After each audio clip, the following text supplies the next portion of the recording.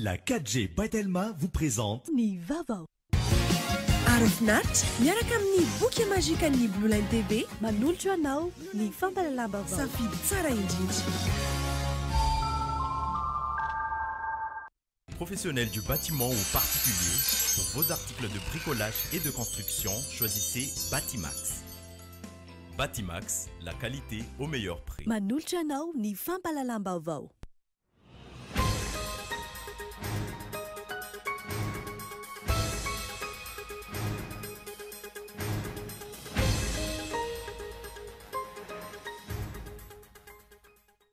Ny voka-pividianana amin'ireo faritra roa amby roapolo indray nentina aminao anatin'ny fampalalamba vao androany izay vokatra avy amin'ny seny tamin'ny 5 ora ariva teo nisongadina hatreto larina fa 13 andro rajoelona. Azo antoka ny fahavitan'ny asa eo anivon'ny SRMV ao anatin'ny 5 andro raha nambaran'izy ireo tamin'ity androany ity. Roa andro aorianan'ny fividianana efa saika vita avokoa ny ankabetsahan'ny asa. Nisy fahatarana ny fotoana famasahan'ny litchi tamin'ity taona ety araka ny tatitra vinavinaina isokatra amin'ny 7 novambra ho avy izao ny top iotazana. Nisokatra androany kosa ny fiotazana ho an'ny fanondranana amin'ny alalan'ny fiaramanidina. Nanatanteraka famangina ny fianakavian'ny Tompokila Raparivo Roland ny solitenan'ny peintre Abanakanto anosolitenan'ny ekipan'ny Cool TV FM tamin'ity androany ety ary tondra teny fampiononana ho an'ny fianakaviana. Maresaka iraisam-pirenena tsy azo trano itobiana itsondry ireo mpifindra-monina miditra antsokosoko tao Etazonia. Fanapa-kevitra ny raisin'ny fitondrana Amerikanina izany izay mety hiteraka ady eo amin'ny sehatry ny lalàna.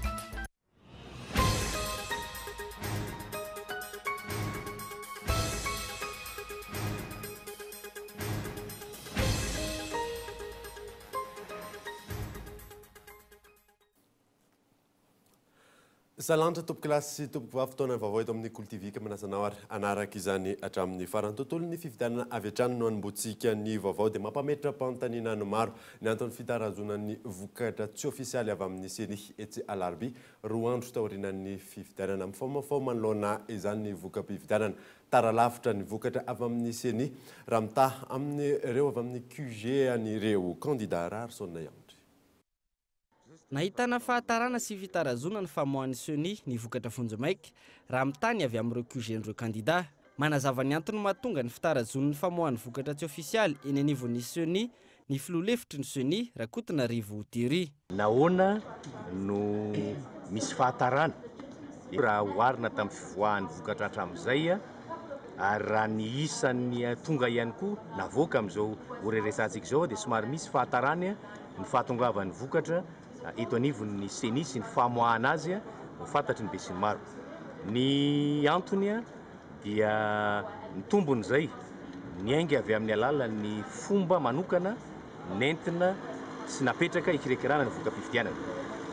Zany hoe nampitomboina ilay fanaraha-maso sy ny fomba atao alohan'ny ankatoavana ny voka-pividianana ka hamoahana azy ho fantatry ny be sy ny maro. Zany hoe raha ho azavaina tsotsotra dia izao rehefa tonga ny vokatra eny anivon'ny SRMV avy any amin'ny pro-pividianana dia scaneniny zany hoe alain'ny olona isary aloha ilay procès verbal dia avy eo ataon'ny saisie adikany ao amin'ny ordinateur ny asan'ny SRMV dia ireo zavatra roa ireo zany no alefany amin'izay aty amin'ny seny ary ahafahany aty amin'ny seny manao ny fampitahana avy eo sy ny fanamarinana. Dia izay zany no somary mahatarakely ny fahatongavan'ny vokatra kanefa everinay fa tsy maintsy natao zay mba ahafahantsika mamoaka vokatra tena azo antoka. Tsy maintsy misy ny fampitahana fa tsy hoe rehefa scanena le vokatra avy any dia tonga dia zay scané avy any zay ny tonga dia ho avoaka. Raha ty araka zavatra hafa no scanena na zavatra namboarina dia manjary mampisy korotana. Fa manomboka androany kosa dia efa milamina zay fomba fiasa zay. Hatramin'izao anefa dia mbola tsy karitra hatrany ny fisian'izay fitarazona eo amin'ny famohan'ny seny ny vokatra fonjomaika izay.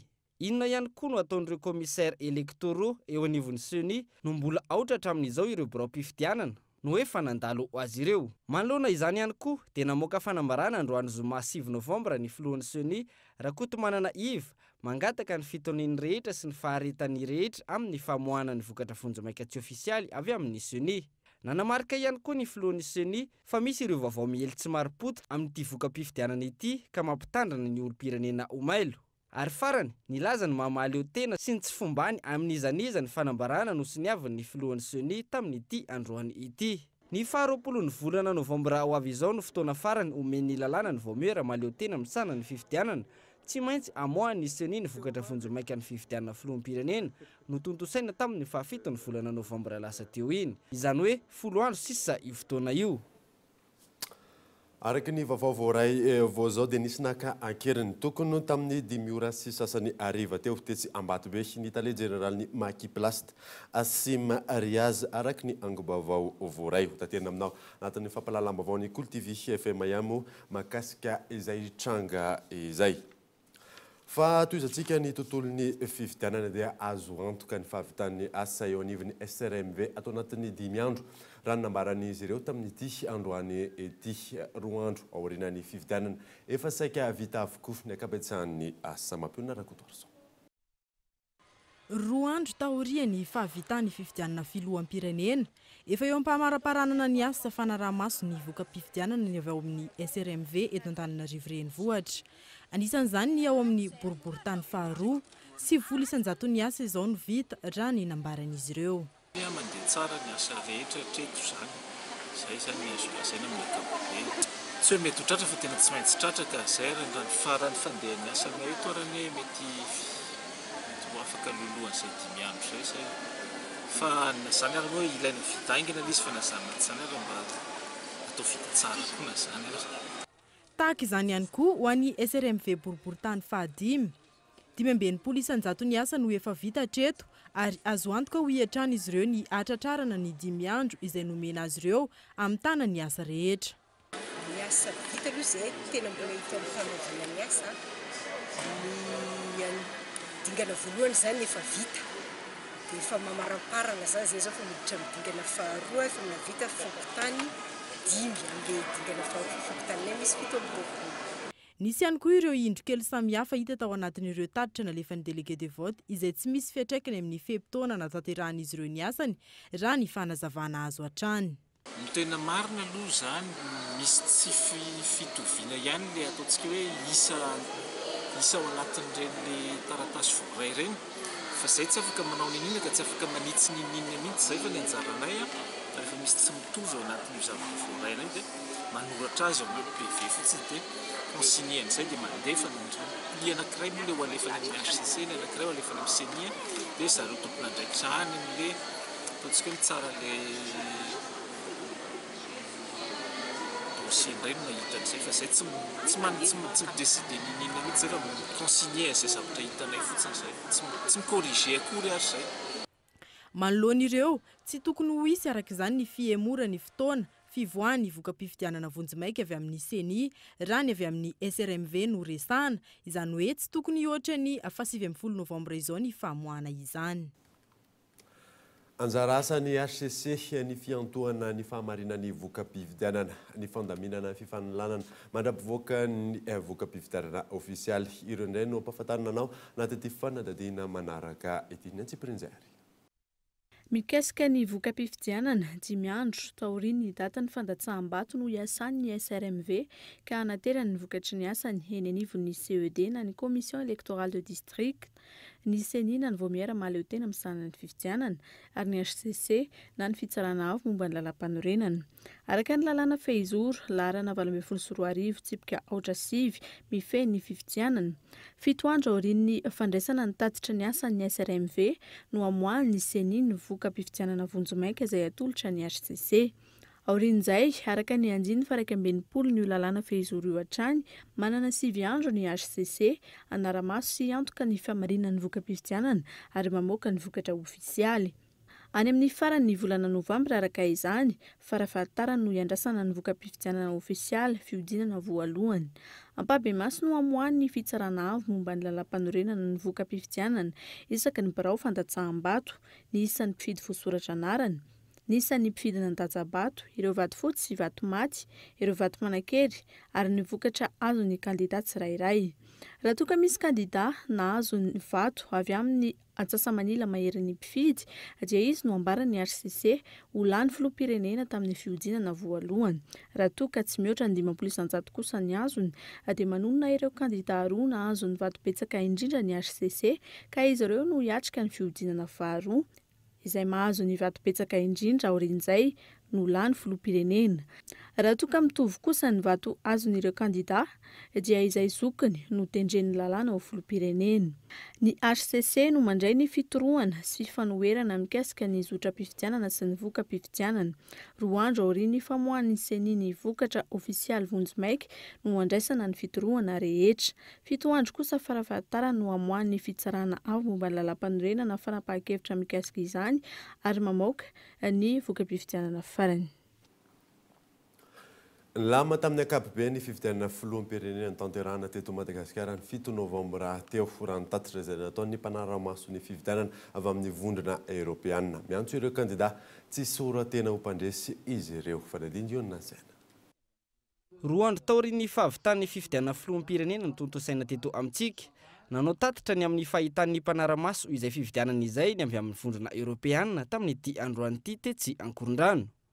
Tamin'izany no nanambaran'izy ireo fa nilamina tamin'ny ankapobeny fifidianana manerana ny nosy na teo aza ny lesoka madinika hitan'izy ireo. Tamin'ireo birao mpifidianana izay notsidihan'ny mpanara-maso avy amin'ny vondrona Eoropeanina dia tsy nisy ny fandikan-dalàna na hosoka ny tranga. Nilamina tamin'ny ankapobeny satria 3 tamin'ireo birao fifidianana maherin'ny 504 ihany no tsy niato ny fifidianana saingy niverina tamin'ny laona izany avy eo. Ireo birao mpifidianana ireo izay nisy olana kely noho ny fisihan'ny fanafian-dalo. Ireo olana madinidinika hitanay tamin'ireo birao mpifidianana vitsivitsy dia tsy midika akory fa tsy nangararana ihany koa ampiovy izay mety ho voka-pifidianana. Asainay ireo kandida tsy hamoaka afa-tsy valim-pifidianana maro-potitra. Raisiko ohatra, raha amina aloha baolina kitra efa hita fa roa ny fahadisoana ary amin'ny farany mpitantara ilaza fa hoe naheritseritra iny lalao iny dia hoy ny mpijery hoe so dia tsy ilay lalao no jerenay teo azy zany.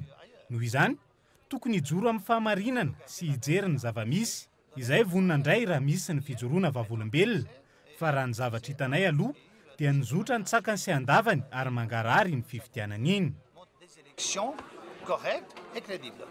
Taorian'ny fifidianana, miantso ny kandida sy ireo mpanohana azy andalan'ny fitoniana ny mpanara-maso ny fifidianana avy amin'ny vondrona Eoropeanina. La modération est toujours bonne, mais surtout tokony ilamina ary andamina ireo kandida filoham-pirenena malagasy. Tsara raha manana faharetana izy ireo hiandra ny famoahany androm-panjakana natokana amin'izany ireo voka-pifidianana marina izay tsy ho ela. Teboka maro no hojerenay mialoha ary nandritra ny fifidianana fa ny zavatra hitanay dia nifidy tamin'ny mpilaminana ny vahoaka malagasy ary miantso ireo kandida izay hanaraka izany afatra nampitan'ny vahoaka izay. Tsy hazakazaka isoratena ho mpandresy fa hiandra ny CENI sy ny ACC amin'ny famoahana ny voka-pifidianana. attendre tout simplement que la commission électorale et la haute cour disent leur mot. Raha ny nambarany vondrona Eoropeanina hatrany, na iny ka nioatra ny 470 isanjaton'ny birao mpifidianana ny delegen'ny kandida Andry Rajoelina. Raha toka ny 770 isanjaton'ny birao mpifidianana ny an'ny kandida Marc Ravalomanana, 270 isanjato ny an'ny kandida Rajonary Mampianina Hery ary 230 isanjato ny an'ny kandida Mayol André Christian. Ireo kandida ireo araka izany no hita nisongadina ho niomana tamin'ity fifidianana filoham-pirenena ity. Fanambarana sy tatitra voalohany ihany ity nataon'ny mpanara-maso ny fifidianana avy amin'ny vondrona Eoropeanina ity izay niaraban'izy ireo ny vahoaka malagasy navita iny fifidianana iny tao anatin'ny filaminana. Isy ny tatitra farany atolotra izy ireo amin'ny fanjakana malagasy aorian'ny fahavitan'ny zotra-pifidianana. Amin'izay fotoana izay no hanambaran'izy ireo indray ary antsony ny fanjakana amolavola lalàna ahafahana mametra sy manara-maso ny fampiasam-bola n'ireo kandida mialoha sy mandritra ny fifidianana. Nizotra ampilaminana amin'ny ankapobeny fifidianana filoham-pirenena farany teo. Zorak'izay ihany koa ny tatitra ny mpanara-maso ny fifidianana avy eo anivon'ny SADC sy ny OIF tamin'ity androan'ity Yves Richard. Voajany akamaroan'ny fepetra ny lalàna sy ny lama momba ny fifidianana no tanterahana teto Madagasikara ny 7 novambra lasa teo araka ny tatitra ny mpanara-maso ny fifidianana eo anivon'ny SADC. Na dia teo aza ny fitarainana sy ny tsy fahatombanana madinidinika toy ny fahatarana ny fahatongavany bilita tokana tsisy fiantraikany goavana mizotra ny mpifidianana sy ny voka-pifidianana zany raha ny fanazavana na tsikaritra teboka maro momba ny firosoana ambony pratika momba ny fifidianana ihany koa ny mpanaramaso ny fifidianana eo anivon'ny SADC. Nahatsapa ny mpanaramaso ny fifidianana teo anivon'ny SADC fa nilamina amin'ny ankapobeny toe-drara politika teto amin'ny firenena aloha nandritra ary taorian'ny fifidianana ka nahafahana nanatanteraka fifidianana ampitoniana.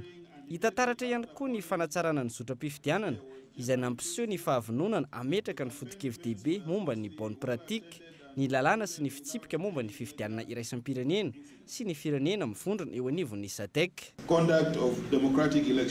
Tsy ny fanalavitra amin'izay ihany koa ny fahitan'ny mpanaramaso ny fifidianana eo anivon'ny OIF na ny fikambanan'ireo firenena mampiasa teny frantsay ny fifidianana farany teo.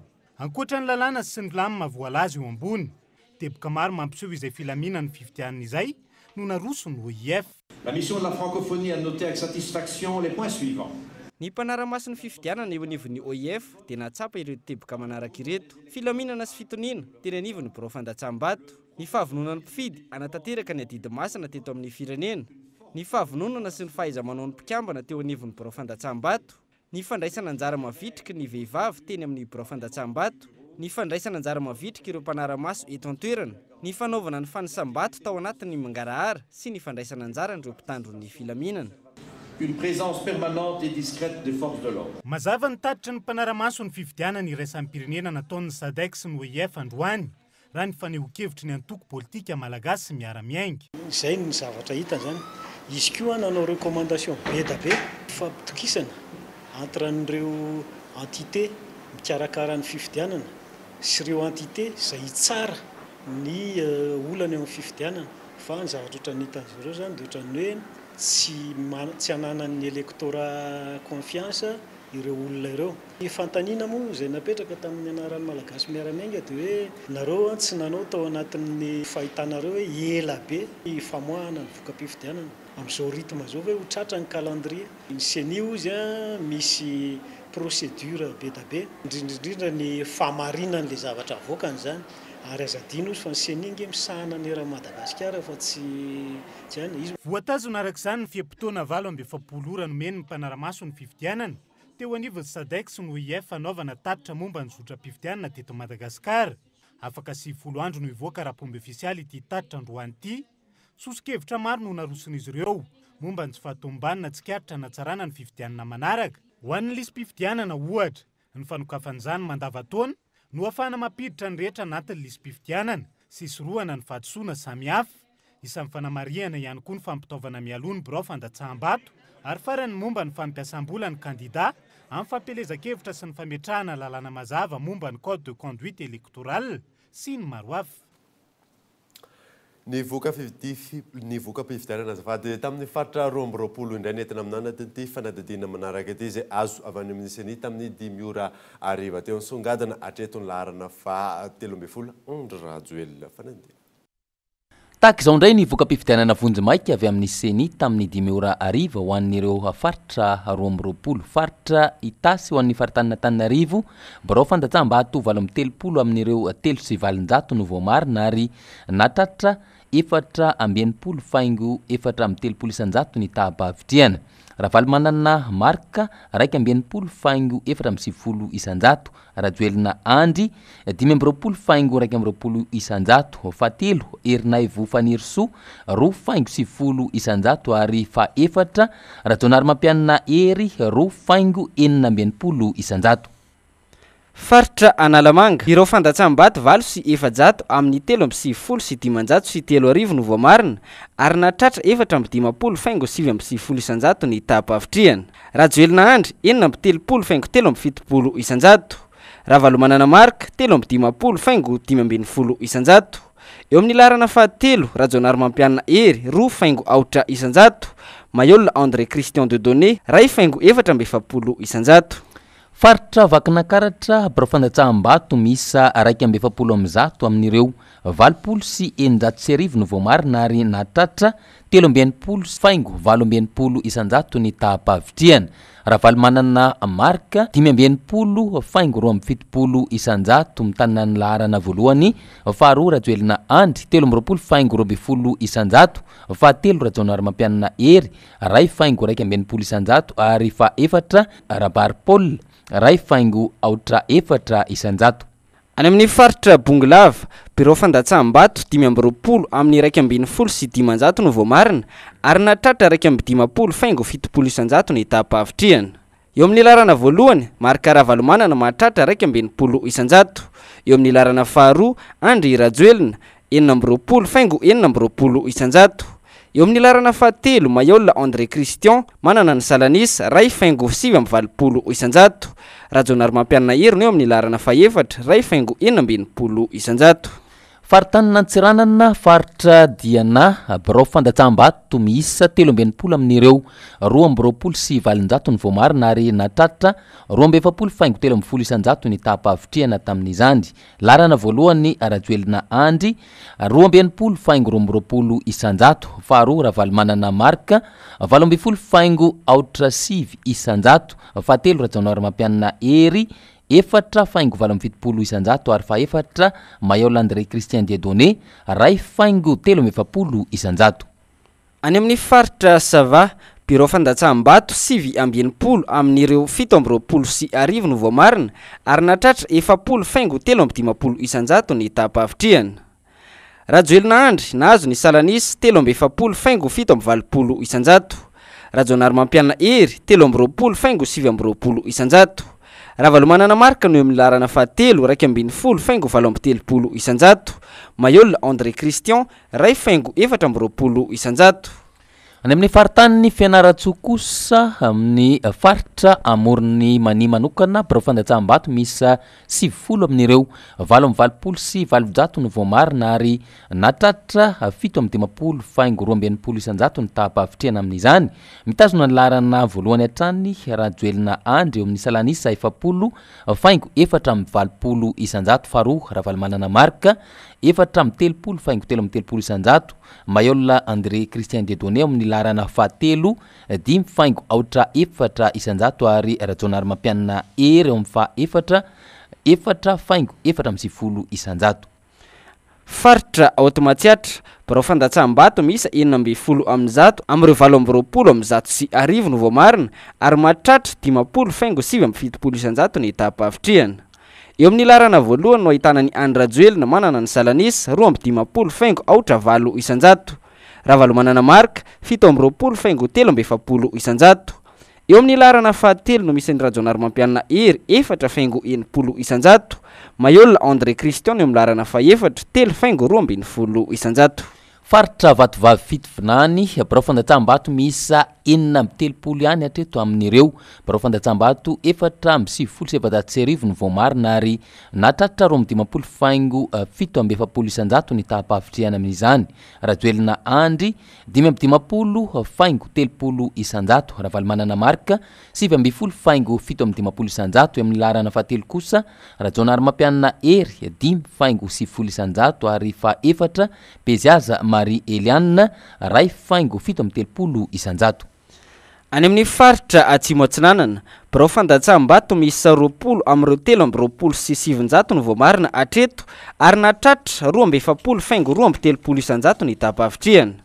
Eo amin'ny larana voalohany Andry Rajoelina 270 faingo 220 isanjato. Rajonary mampianana ery 220 faingo 220 isanjato. Ravalo manana marka 270 faingo aotra 7 isanjato.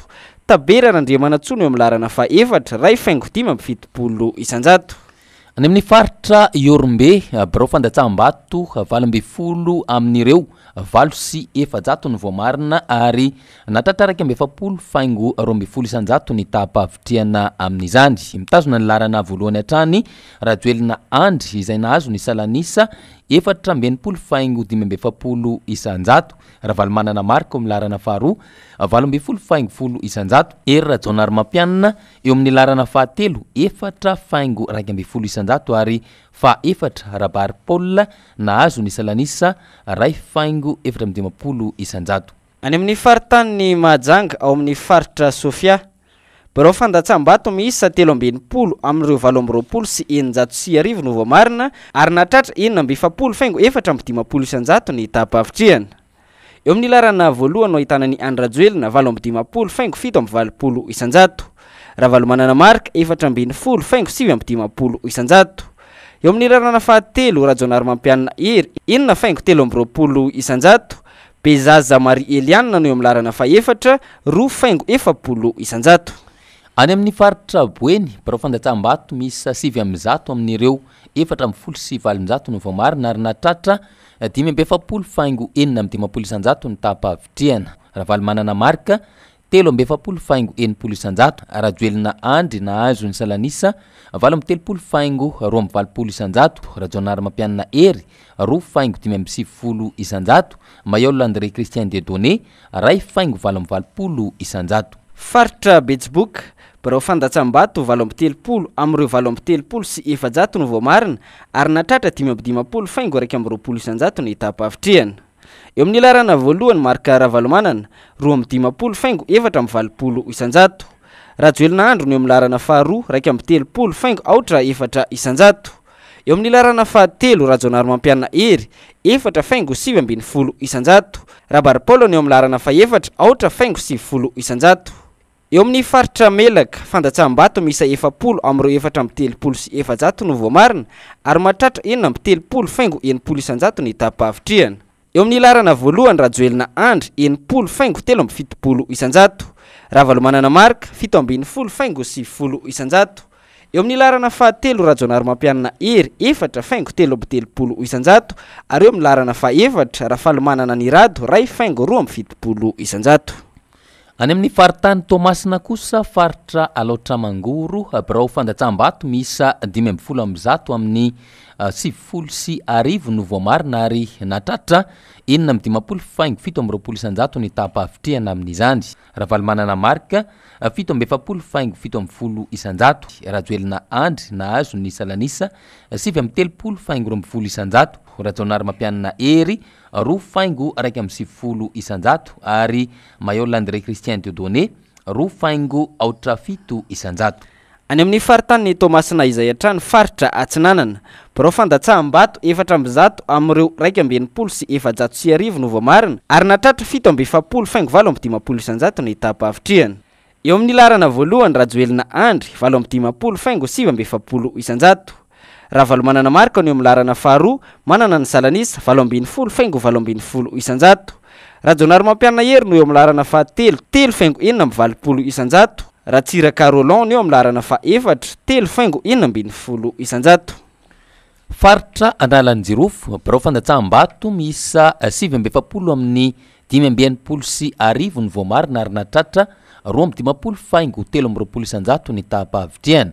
Mitazona ny larana voalohany Rajoelina Andry 2.20 isanjato. Raha manana marika 0.70 isanjato. Larana fahatelo Hery Rajaonary Mampianina 4.70 isanjato ary Mayol André Christian Dieudonné 4.30 isanjato. Any amin'ny faritany Toliara faritra Menabe Birao fandatsam-bato 3.70 amin'ireo 2.30 sy 700 no voamarina ary natratra 2.20 isanjato ny tapavitriana. Eo amin'ny larana voalohany Rajoelina Andry 4.20 isanjato. Eo amin'ny larana faharoa Raha manana marika 2.70 isanjato. Eo amin'ny larana fahatelo Rajaonary Mampianina Hery 2.10 isanjato. Eo amin'ny larana faha-efatra Jean Ravelonarivo manana ny isa 2.13 isanjato. Faritra Atsimo Andrefana Birao fandatsam-bato miisa 13 amin'ny 4,750 ny voamarina ary natratra 7,700 ny tapavitriana. Mitazona ny larana voalohany Rajoelina Andry kandida larana 17 izay nahazo ny salanisa 7,4,720. Faharoa Rajaonary Mampianina Hery nahazo ny salanisa 10,450. Ravalomanana Marka nahazo ny salanisa 8,850 ary Mayol André Christian Dedonné nahazo ny salanisa 2,330. Any amin'ny faritany Toliara izay hatrany ao amin'ny faritra Androy. Birao fandatsaham-bato 7,30 amin'ireo 7,700 no voamarina ary natratra 4,5,570 ny tapavitriana. Rajoelina Andry no mitarika manana ny salanisa 10,800. Rajaonary Mampianina Hery ny eo amin'ny larana faharoa 2,20,700. Ravalomanana Marka ny eo amin'ny larana fahatelo 10,5,700. Rasolofinjo Aingo ny eo amin'ny larana fahaefatra 2,30,100. Any amin'ny faritra Anosy, any amin'ny faritany ny Toliary hatrany birao fandatsaham-bato 7,30 amin'ny 2,77 ny voamarina ary mahatratra 2,4,700 ny tapavitriana. Mitazona ny larana voalohany eo amin'ny salanisa 10,5,570 Rajoelina Andry. Faharoa kosa 7,4,450 an'ny Marka Ravalomanana. Eo amin'ny fahatelo 7,4,100 an'ny kandida Rajaonary Mampianina Hery ary fahaefatra 2,3,100 ho an'ny Rabary Paul. Raha ny vokatra vonjimaika manerana ny nosy azo teny amin'ny seny Foibe tamin'ny fitora ariva 2,700 ny azo ny kandida larana 17 Andry Rajoelina ary 7,4,700 ny an'ny kandida larana 15 Ravalomanana Marka, 4,700 kosa ny an'ny kandida larana 12 Rajaonary Mampianina Hery ary 2,700 ny an'ny pasteur Mayol André Christian Dedonné kandida larana 430. Tonga eto amin'ny pejiny dokavarotra isika aorinan'izay natatsika mahakasika ny saison'ny litchi amin'ny ity taona ity. Eo ihany koa ny tontolon'ny architecte izay vitsy dia vitsy eto amintsika rehefa avy eo ary.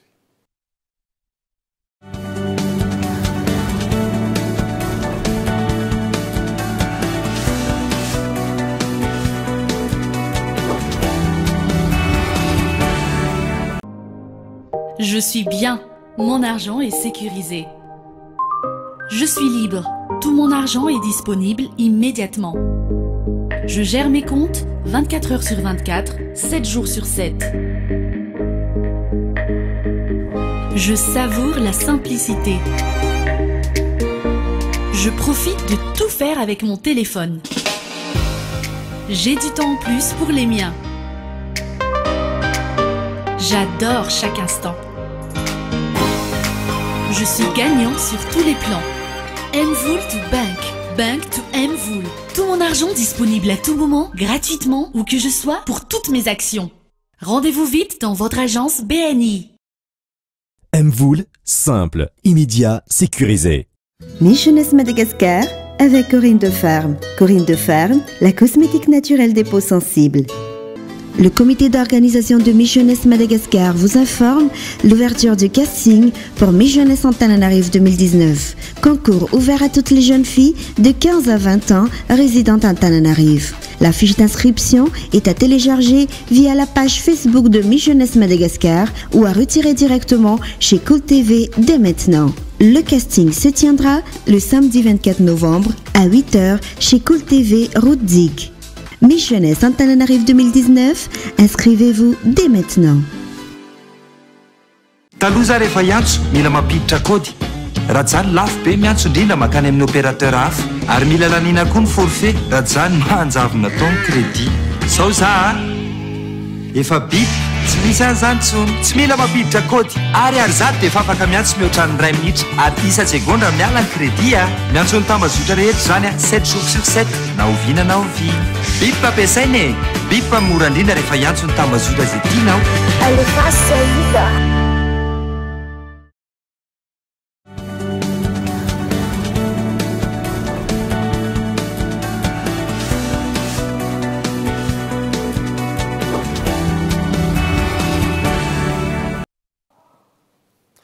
Araka nitantsika teo iny la forme de l'eau izay indray no ronan-tsara rahantsika ny oalina eto amin'ny Cool TV.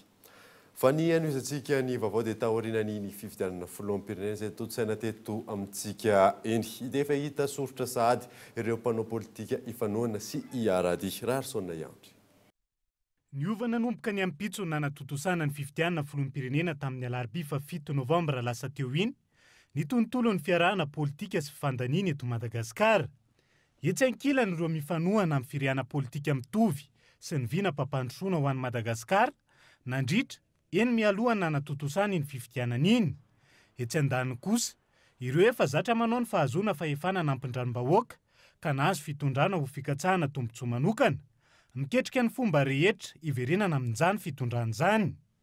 Hita izany amin'ireo mpanolontsaina ny filoha teo aloha Rajaonarmampianina Hery, toa ny Mbola Rajona na Imbola Tafaray, Ry Roly Mersia, Imam Ratovo, izay ankehitriny ho lasa mpanolontsaina akaiky sy mpanohana ny kandida Ravalomanana Mark, tsy miafiny intsony. Tafaray ny tisiny manina, hoy ny mpanarabavao, satria dia fantatra amin'ny fanararaotam-pahefana, fikatsahana tombotsoa manokana, fanaovana kamakama, fivarotana tanindrazana sy ny arena kibon'ny tany amin'ny vahiny, toa ny tamin'ny Daewoo Corporation sy ny Tetsoa Mamanina, ny fandranana ny tsokosoko ireo azy sarobidy, ireo lasa mitady fomba rehetra iverenana amin'ny fitondrandreo ankehitriny, na efa naloham-bahoaka mazava aza tamin'ny alalany ny fifidianana no totosaina farany teo. Voapirofo koa ankehitriny, ny ahiahiny maro hatrizay, ny amin'ny sina fanarahana miafina teo amin'ny Ravalomanana Marka sy Rajaonarmampianina Hery, ka nafahany Ravalomanana Marka niditra tamin'ny fomba mbola tsy fantatra, tamin'ny volana Jolay taona 2024 teto Madagasikara, taorian'ny nandosirany tany Afrika Atsimo reny, ary ilay fionana tetsy Ambotsiroa andro alina teo amin'ny filoposolo-toerana Rakotovarivo sy Ravalomanana Marka mialoha ny fampelezan-kevitriny. Mipetraka ny fanontaniana ankehitriny, izy amin'ireo milaza ho mpanao politika ireo manina no mikatsaka ny tombotsoa-pirenena sy nisian'ny filaminana maharitra eto amin'ny firenena, ahafahana miroso amin'ny asa fampandrosoana tena izy amin'izay. Manoloana ireo fiantsina ataon'olombitsy amin'izao fotoana izao, indrindra taorian'ny fifidianana miantso ny vahoaka malagasy ho tony ny mpanohana ny kandida Andry Rajoelina. Io nasaina. Raha ny fitarana an-tsoratra voaray ny eo anivon'ny fobe-toeran'ny kandida Andry Rajoelina, izay maherin'ny 500 isan-jato amin'izao fotoana izao avy amin'ny birao mpifidianana rehetra manerana ny nosy. Mazava ny fandresen'ny kandida laharana fa 340 raha ny fanazavana. Ny aty aminay moa zany dia tsy manome taremarika ho famidimpidianana ho an'ny vahoaka, fa dia efa napetraka ary ananana avokoa ny PV ahafahana manao confrontation izany valim-pifidianana izany na eo amin'ny tompon'andraikitra voalohany ny CENI na ihany koa ireo kandida sasany izay manome valim-pifidianana hafa tsy mifanaraka ny amin'ny aty. Raha anome taremarika fotsiny ao amin'ny vahoaka malagasy dia efa mihoatra lavitra ny Antsasamanila ny valim-pifidianana, zany hoe ny résultat zany dia efa plus de 50% ny fifidy rehetra no efa voarainay, ary ao anatin'izany dia mahatoky tanteraka izahay satria mihoatra lavitra ny Antsasamanila ny vato ananan'ny Andriamatoa Andry Rajoelina ao anatin'izany. Izany hoe raha ohatra zany ka jerena dia tena vita tanteraka ao amin'ny dingana voalohany na premier tour izany fifidianana izany. Isika nefa dia tsy mandihy tsy afatavony na misioka raha tsy tafavoaky ny ala, fa apetratsika tanteraka eo amin'ny tompon'andraikitra izany famoahana izany valim-pifidianana izany. Ny aty amin'ny tenanay dia miantso ny vahoaka malagasy mba ho tony tanteraka, satria misy ireo kandida izay heninay fa efa hamory vahoaka sahady ary mitady fanakorontanana na mety ihany koa amingapingana izay anova ny filaminana izay ananan'ny vahoaka malagasy amin'izao fotoana izao. Dia ny teny tsotra avy aty aminay dia miantso fatonina tanteraka ho an'ny vahoaka malagasy ary vonona isika hiandry ny valim-pifidianana raha hitantsika na ny valim-pifidianana amin'ny CENI fa satria tsy ny birao-pifidianana rehetra no niraisina fa ny mbola teto voatany, fa dia hita sy tsikatra fa na eto voatany ary dia tena serré raha tsy ola zay koa hoe mandresy kely izay reheto voatany, fa ny any amin'ny province kosa dia tena hiaraha mahafantatra, hiaraha mahita tanteraka fa dia fanalavitra tanteraka raha tsy laza fa tsy nao toliara fotsiny aho izay mitarika eo amin'ny 79% ny kandida Andry Rajoelina mihoatra amin'ireo kandida sasany. Eo am-piandrasana ny voka-pifidianana vonjomaika avy amin'ny CENI taorian'ny fahavitan'ny Latsabato ny alarobia teo, miantso ny vahoaka malagasy ho tony ny mpitondra tenin'ny kandida larana fa 320 André Rajoelina. Miarahaba ihany koa ny vahoaka malagasy izay nahavita sy nahatotosa somatsara izany fividianana filoham-pirenena izany tao anatin'ny filaminana tanteraka ary tonga izao ny fotoana iandrasantsika ny valim-pividianana maro no mitaintaina dia ny teny izy avy aty amin'ny kandida mitondra larana fa 320 André Rajoelina dia mametraka ny fitoniana tanteraka ary apetraka eo amin'ireo tompon'andraikitra izany andraikitra izany miaina sy miandry ny valim-pividianana mpitoniana isika ary izany no anitanana ny vahoaka malagasy. Toy ny filaminana sy ny fitoniana ny aloha sy nandritra ny androm-pifidianana araka izany no antenainy rehetra fa itoy amin'izao vanim-potoana aorian'ny fifidianana izao ary hatramin'ny famoahany fitsarana avy momba ny lalam-panorenana ny vokatra ofisialy sy ny aorian'izay.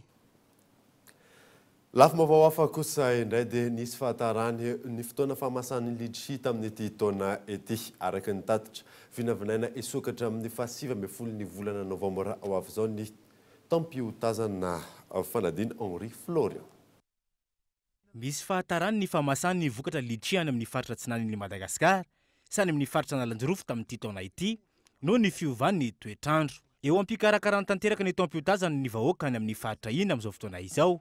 Indrindra fa ireo mpiantsehatra manodidina ity vokatra leadership ity. Eo ireo tantsapa mokatra, ireo mpivarotra fonosana, toy ny garaba sy ny kesika fametrahana ny vokatra, indrindra fa ireo mpanangom-bokatra sy ireo fiara-pitatitra. Nisokatra androany ny fanondranana ny vokatra izay hoenty ny fiaramanidina. Ny kapagna leadership zany misokatra androany ny mandeha par avion. Efa maro zany efa manomboka masaka moa ny leadership fa maro masaka. Ny eritreretina zao any amina 70 tonnes na 100 tonnes magny ny kokomezena zany amizay agna mandeha par avion zay fa mety apartir an'le 20 mbola ho tapahana miaraka hoe obina ny kokomiskapana ny deuxième vague le mandeha sambo zany ohatrohatran'izay zany ny fandeha ny kapana leadership amin'ny taona ty.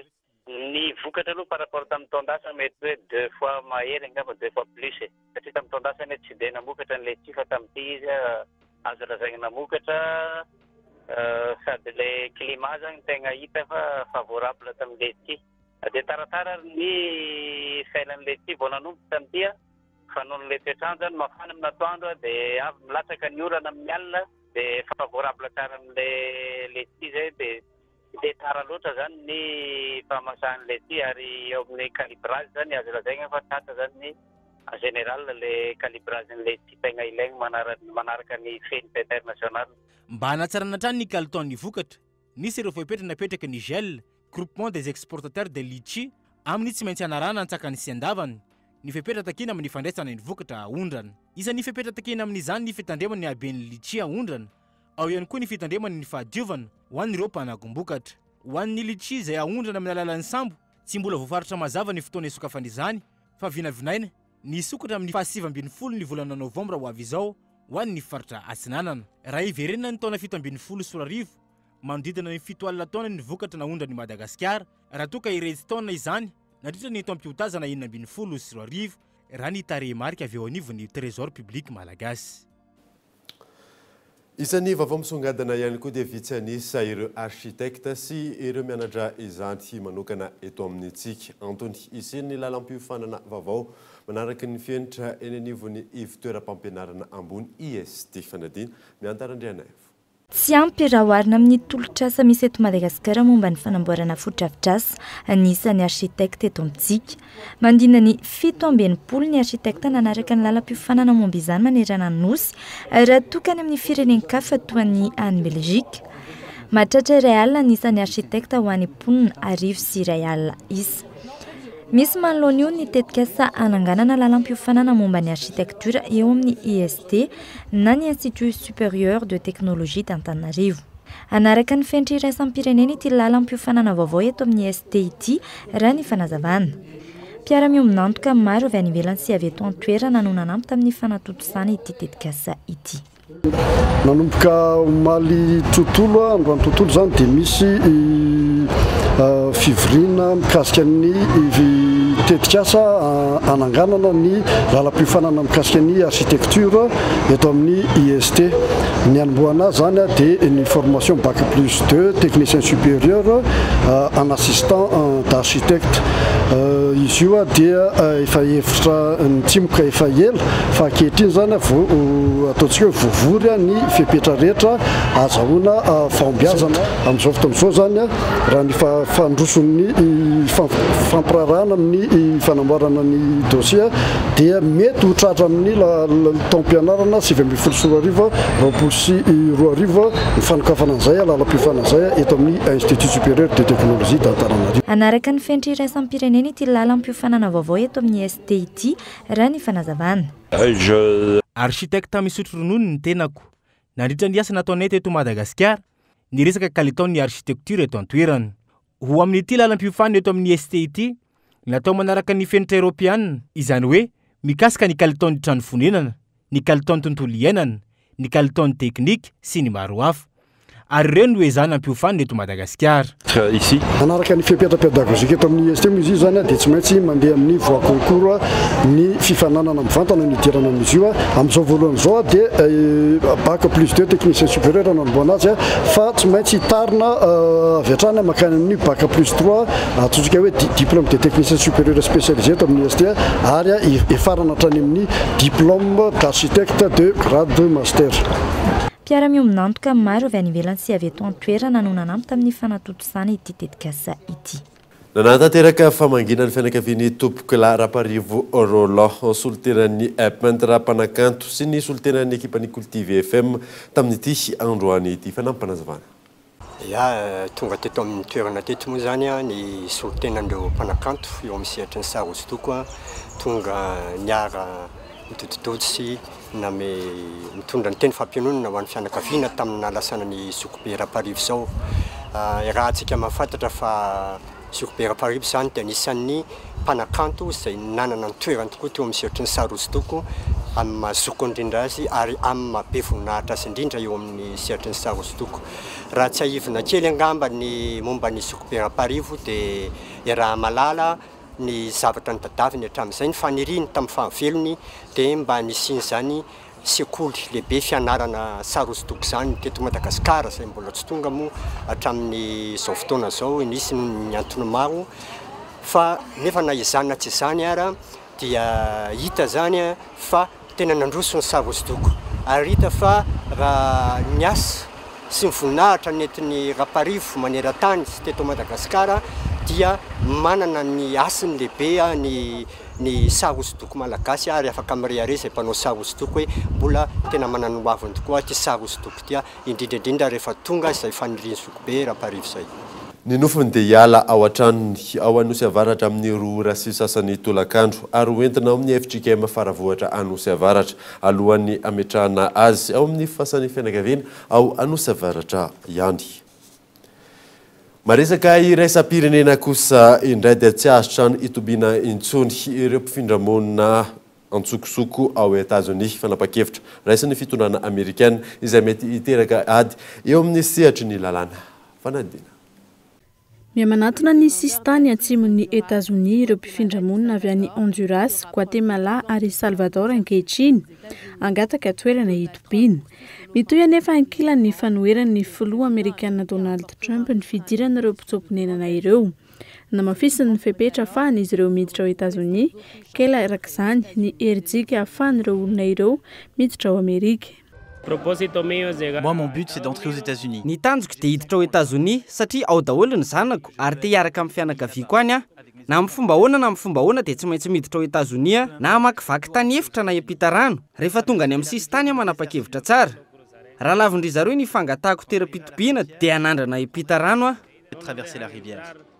Raha ny fanapahan-kevitra noraisin'ny fitondrana Donald Trump tsy azo hisitraka toeram-pitobiana velively ireo rehetra mifindramona antsokosoko avy any Meksika ny lalany. Ity didim-pitondrana ity izay ahina hiteraka ady ara-pitsarana.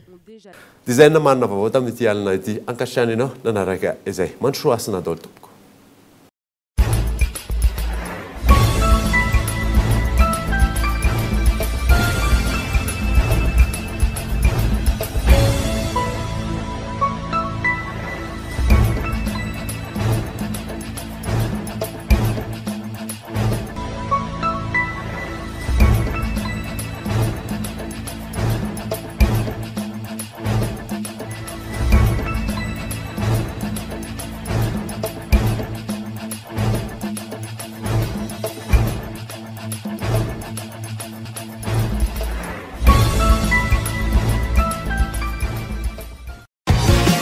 Arafinaritra miaraka amin'ny boky magique ny Blue Line TV narahinao teo ny fampalalam-bavao miaraka tamin'ny tsara indrindra.